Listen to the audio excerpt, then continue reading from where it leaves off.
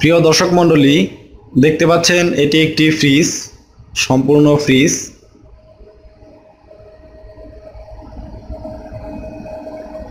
এটি একটি সম্পূর্ণ ফ্রিজ।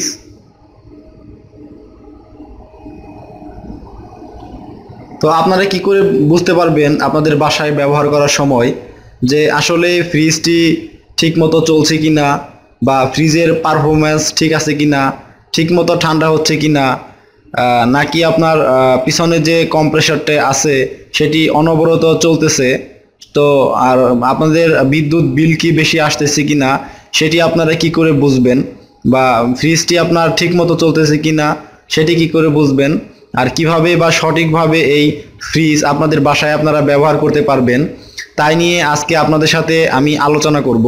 যে পাওয়ার সাপ্লাইয়ের অংশটি আছে, পাওয়ার সাপ্লাইয়ের বোর্ডটি আছে, সেখানে আপনার ফ্রিজের পাওয়ার কর্ডটি আপনি ঠিকমতো লাগিয়েছেন কিনা।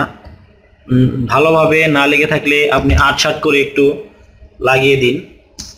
তারপরে যদি এরকম সুইচ বোর্ড থাকে তাহলে সুইচটি অন করে দিন। অন করে দেওয়ার পর আপনি দেখুন যে আপনার কম্প্রেসরটি ঠিকমতো চালু হলো কিনা, চলছে কিনা। আপনি কি করে বুঝবেন যে আপনার ফ্রিজের কম্প্রেসরটি চলছে কিনা? যদি ফ্রিজের কম্প্রেসরটি চলে তাহলে ফ্রিজের গায়ে হাত দিন। হাত দেওয়ার পর দেখবেন আপনার হাত কেঁপে উঠবে। যদি আপনার কম্প্রেসরটি চলে তাহলে বুঝবেন যে আপনার কম্প্রেসরটি চলছে, ফ্রিজ ঠান্ডা হবে।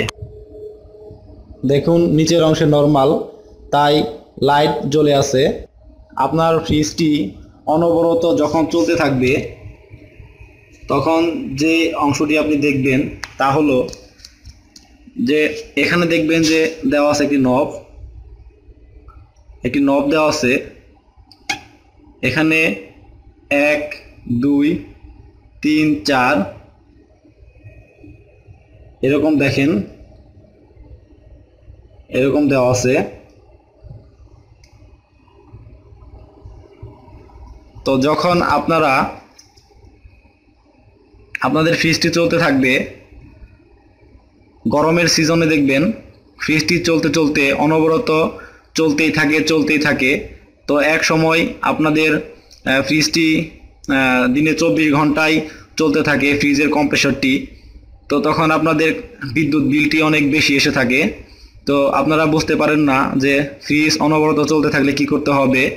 যেহেতু গরমের সময় অনেক তাপমাত্রা থাকে, তার বিপরীতে ঠান্ডা করতে আপনার ফ্রিজের কম্প্রেসরকে অনেক সাফার করতে হয়, সেহেতু থার্মোস্ট্যাট কম্প্রেসরটিকে অফ করতে পারে না। তাই আপনাকে মাঝে মাঝে এই নবটি ঘুরিয়ে যেমন নিচের দিকে নিয়ে আসতে হবে। যেমন এখানে পজিশন দেওয়া আছে 7, দেখুন এখানে 7 6, তারপর দেওয়া আছে আপনার 5 4 3 2 1 0। তো যদি আপনার ওই সময়ের পজিশনটি 4 কিংবা 5-এ থাকে তাহলে আস্তে আস্তে ঘুরিয়ে নিচের দিকে নিয়ে আসবেন। নিচের দিকে নিয়ে আসার সময় দেখবেন টক করে একটি শব্দ করবে। তো এই টক করে শব্দ যেখানে করবে সেখানে রেখে দিবেন, তাহলে বুঝতে পারবেন এই পজিশনে কম্প্রেসরটি ভালো পারফরম্যান্স করবে। তো তারপরে আর কম্প্রেসর সারাক্ষণ বা 24 ঘন্টা চলতে থাকবে না, অনবরত এই থার্মোস্ট্যাটটি কম্প্রেসরকে অন এবং অফ করতে থাকবে এবং আপনার বিদ্যুৎ বিল কমে যাবে।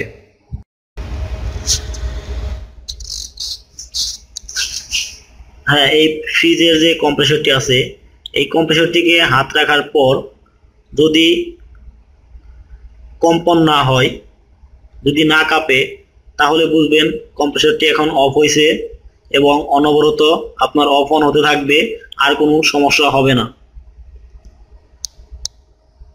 প্রিয় দর্শক মণ্ডলী, আমরা এখন দেখব ফ্রিজের পিছন পার্শ্ব। যে ফ্রিজের পিছন পার্শ্বে আমরা একটি জিনিস খেয়াল করব, সেটি হলো যে আপনারা যখন আপনাদের ফ্রিজে এরকম হাত রাখেন কিংবা সাইডে হাত রাখেন তখন আপনাদেরকে ইলেকট্রিক শক করে। তার জন্য আপনারা কি করবেন সেই বিষয়টি আমরা দেখব। সেটি হলো, এখানে দেখেন একটি হলুদ তার লাগানো আছে স্ক্রু দিয়ে, এই যে স্ক্রু, এগুলো হলো আপনার আর্থিনের তার। তো এই আর্থিনের তারগুলো যদি এই স্ক্রুটি লুজ করা থাকে তাহলে আপনার ফ্রিজে গায়ে হাত দিলে আপনাকে ইলেকট্রিক শক করে। তো এটি কোনো ভয়ের কিছুই নেই। এখানে আপনি যখন আপনার ইলেকট্রিক শক করবে তখন এটি একটি স্ক্রু ড্রাইভার, এই দেখুন ভালো করে স্ক্রু ড্রাইভার দিয়ে একটু ঘুরিয়ে টাইট করে দিবেন, তাহলে সমস্যাটা আর হবে না। আর তারপরও যদি সমস্যাটা থেকে যায় তাহলে এই স্ক্রুটি খুলে সবগুলো তারের মাথা একটু ছিলিয়ে নেবেন।